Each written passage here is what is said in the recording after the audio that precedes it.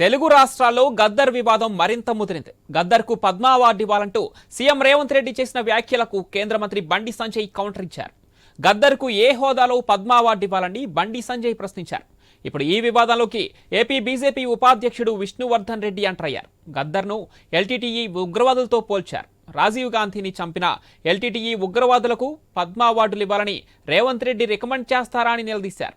దేశంలో వేల మంది యువకులు దారి తప్పటానికి, తుపాకులు పట్టడానికి గద్దర్ కారణమని విష్ణువర్ధన్ రెడ్డి ఆరోపించారు.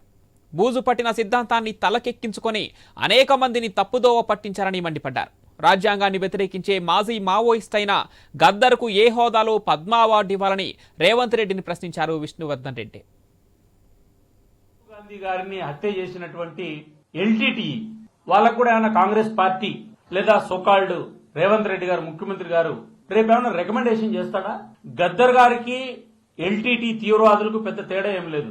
వాళ్ళు తుపాకీ పట్టుకొని హింస సృష్టించారు, వాళ్ళు అనేక మందిని చంపారు. మావోయిస్టులు కూడా ఈ రోజు వరకు చంపుతున్నారు. ఈ దేశంలో వందల మంది ప్రాణాలు, వేల మంది యువకులు దారి తప్పడానికి గద్దర్ గారు లాంటి ఒక బూజు పట్టిన సిద్ధాంతాన్ని బుర్రకెక్కించుకొని అనేక మందిని ఈ రోజు తప్పుదోవ పట్టించినటువంటి వ్యక్తి గద్దర్ గారు. ఆయన చివరి రోజుల్లో చాలా పద్ధతుల్లో మాట్లాడిండొచ్చు. నేను అడుగుతున్నా, గద్దర్ గారు అనేటువంటి ఒక మాజీ మావోయిస్టు, కరుడు గట్టినటువంటి ఈ దేశ మౌలికమైనటువంటి రాజ్యాంగాన్ని వ్యతిరేకించేటువంటి వ్యక్తికి ఏ హోదాలో గద్దర్ గారికి మీరు అడుగుతున్నారో నేను అడుగుతున్నా. కాబట్టి తక్షణం ఎల్టీటీఈకి కన్నా రికమెండేషన్ చేస్తే ఎంత అపహాస్యపాదంగా ఉంటుందో కాంగ్రెస్ పార్టీ వ్యవహారం తీరు. మావోయిస్ట్ పార్టీకి సంబంధించిన నేత గద్దర్ గారికి కూడా పద్మ అవార్డు ఇవ్వమనేటువంటిది కూడా పెద్ద తేడా ఏం లేదు.